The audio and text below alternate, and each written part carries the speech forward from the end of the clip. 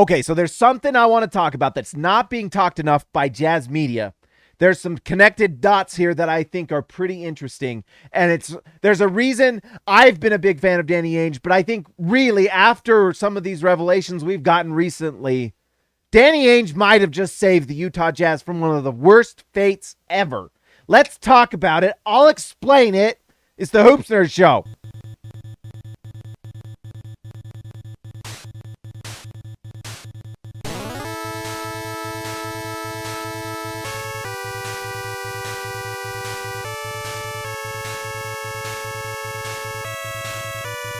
All right, guys. I'm trying to keep my timeline here straight because there's a lot of little moving parts here, and I want to explain a few things and why I've come to this conclusion. I think there was a plan for Donovan Mitchell to New York for like multiple years. It was in place. It was going to happen, and Danny Ainge saved the Utah Jazz. Flat out. Before we get into it, I want to make sure everyone, if you're watching it, like and subscribe to the channel. Hit the button. It's like right there. Subscribe to the channel, like the video. Let me know in the comments what you think of the new intro. All right. Chris Mannix and Howard Beck, if you haven't listened to their podcast on, it's the SI podcast. I think it's called The Crossover. If you haven't listened to that, go listen to it because there's a revelation in there that really like put pieces together for me and some things I had heard together in a way that really made everything click. It's great. Go listen to it. But what Chris Mannix said in that podcast, and it's something that I think is honestly pretty shocking for Jazz fans. Donovan Mitchell last offseason, not this one, the one before, let's get the timeline correct. Last offseason comes into camp out of shape, apparently. Came into camp out of shape. And that's pretty shocking to me. Like, Donovan Mitchell is a superstar. At the very least, a star. Whether you want to say he's a superstar or not, you can let me know in the comments. Agree or disagree, whatever. But a star, multi-year all-star, fringe all-NBA guy comes into camp out of shape. What is going on? I don't think that's just laziness on Donovan Mitchell's part, to be honest. I mean, maybe, or maybe something else was going on. Now, why would I say that something else is going on? Well, who is the GM of the New York Knicks? Leon Rose. We all know that, right? The other person that's in his front office, Wide West. Wide West, not West. West. William Wesley. Those two are in the front office, and they're running the show in New York.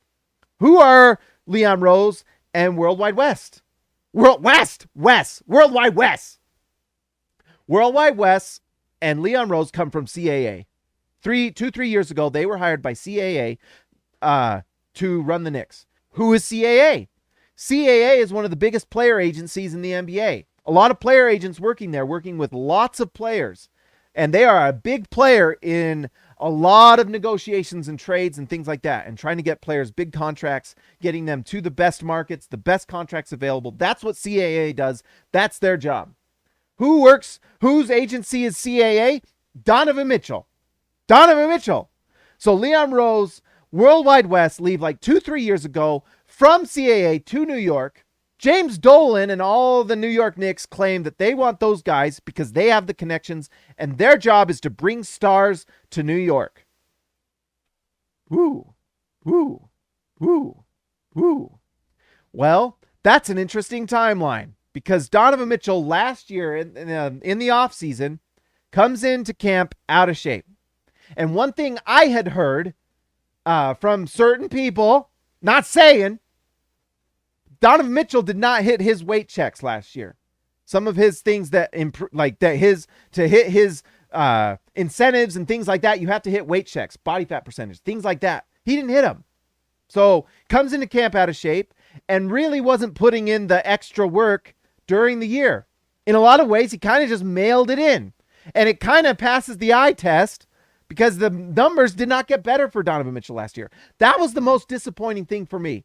Because I felt last season for the Utah Jazz, if they were going to get to the next level, they needed Donovan Mitchell to take a leap. Well, Donovan Mitchell did not take a leap. He took a Twinkie in the offseason. All right?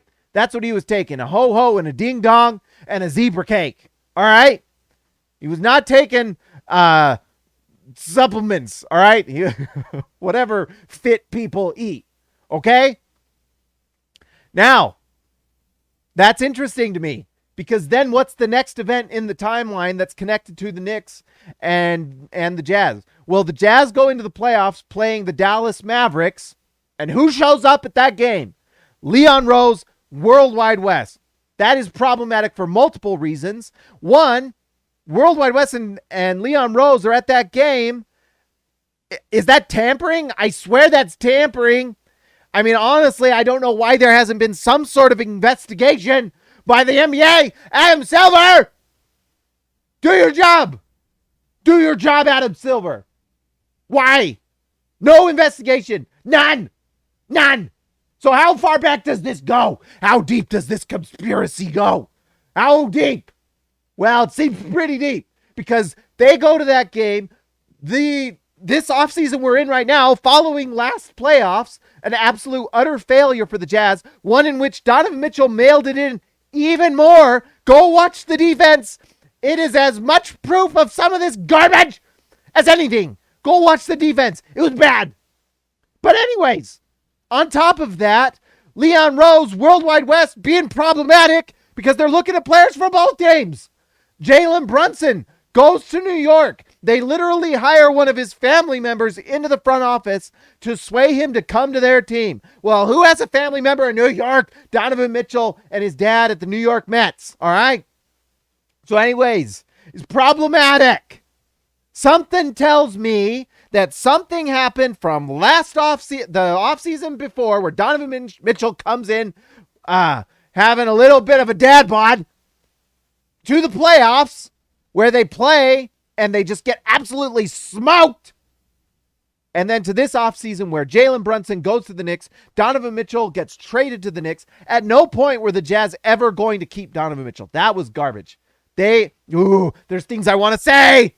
There's things I want to say. Want to say them. But anyways, the trade happens. Now, the other interesting timeline event. What happens midway through the season last year? What happened?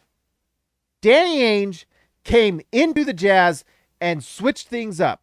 And you can remember that the Jazz, after that happened, the whole team just kind of changed. And a lot of people wanted to blame Danny Ainge, which drove me personally crazy.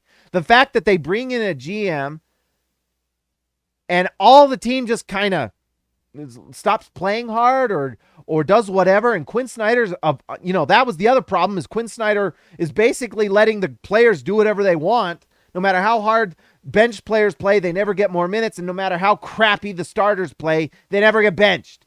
The Quinn Snyder mantra. Anyways, Danny comes in and things change. Something happened. I think personally there was a plan in place and Danny Ainge stopped it.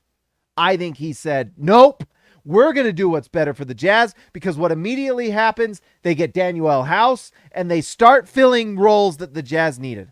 And this offseason, with the quickness, the Jazz did not care what Donovan Mitchell wanted.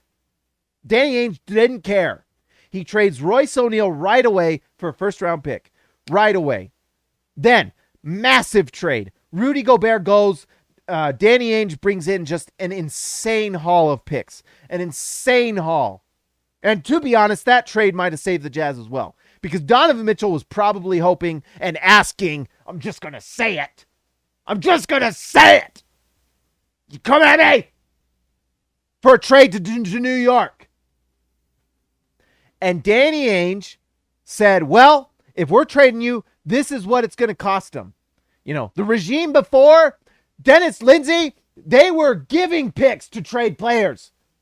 Want to do a fun exercise? What would happen if Dennis Lindsey was running this show? What do you think would happen? We gave a first-round pick to trade Derek Favors. We were giving them away like it was Halloween treats. No, said Danny Ainge. He said no. And he comes in and he says, we're going to do what's better for the Utah Jazz. We root for this laundry, not the Knicks. Sorry, CAA. Sorry, Leon Rose. Sorry, World Wide West. The plan was foiled. My guess is if Danny Ainge does not come in, then the Rudy Gobert trade doesn't happen like it does, for one. And 2, Donovan Mitchell finagles his way out of Utah to New York by working with World Wide Wes and Leon Rose. That was the plan, and Danny stopped it. If Danny Ainge does not come into the Jazz, what happens? We certainly don't get much for Rudy Gobert, because you remember what people around the league, and these are people with connections to CAA. They are trying to stay in the good graces of CAA. Okay? When you hear someone like Bill Simmons or one of these guys, even like, Woj and Shams and all these guys, they're connected to the agents. And at sometimes the agents are feeding them things they want people to hear. Danny Ainge said no, because those people were saying things like, oh, like a pick or 2 for Rudy Gobert. Danny Ainge gets 4 plus Walker Kessler, so it's basically a 5th round pick plus multiple swaps. Danny Ainge said no. That's not what we're going to do. All right? That's not what we're going to do. Sorry. We're doing what's best for the Utah Jazz. Anyways, that happens, and CAA doesn't like it. Why? Well, these trades they all connect to the other. So once a trade made, it sets the price for the market, right?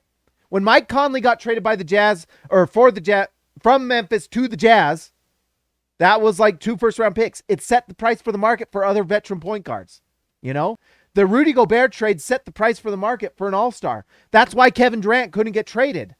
You can't get traded for the same or less as Rudy Gobert if you're Kevin Durant. It's why Kevin Durant is in New York still, literally. And it's why New York Knicks couldn't get Donovan Mitchell for the price they wanted. They were trying to steal Donovan Mitchell away, and they felt like they had the most picks, so they could set the table and say, this is what you get, Jazz. This is what you get. Well, Danny Ainge said, no, I'm going to supersize this Big Mac meal, and I want fries. And by the way, go back and get me a milkshake. And if you don't, I'm going to Wendy's. Well, guess what? They didn't bring the fries. They didn't bring the milkshake. And Danny went to Cleveland and said, I'll have a Frosty and a fries and a hot chicken sandwich. By the way, really nice. Wendy's, come at me. I would love to be sponsored by you. Wendy's all the way, baby. Honey chicken sandwich, and we got it all. And Danny Ainge did what's best for the Jazz.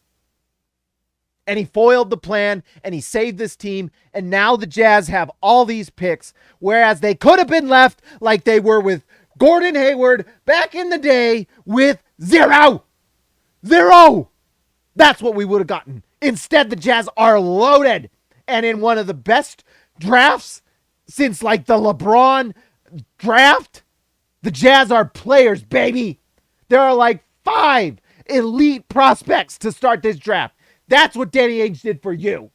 That's what Danny Ainge did for the Jazz. Shout out to Danny Ainge. I'm sorry, Leon Rose. I'm sorry, World Wide Wes. Your little plan was foiled. And you too, Donovan. All right, guys. I had to say it. I had to get it off my chest because it was there. Had to be done. All right. If you're not here, like and subscribe to the channel. I want to give a shout out to my members. I was fired up about this one. If you are a member of the channel, thank you so much. The live streams are coming soon, baby. We're going to be going live during games, by the way, this year. During games, we're going to be live talking to each other. So join the channel to be a part of it. And then I want to give a shout out to the All-Stars who make things amazing. You guys are fantastic. This channel isn't what it is without the channel members, especially the All-Stars. So thank you for what you do. And if you wanted to support the channel, just hit join down there. I appreciate it. I will talk to you next time.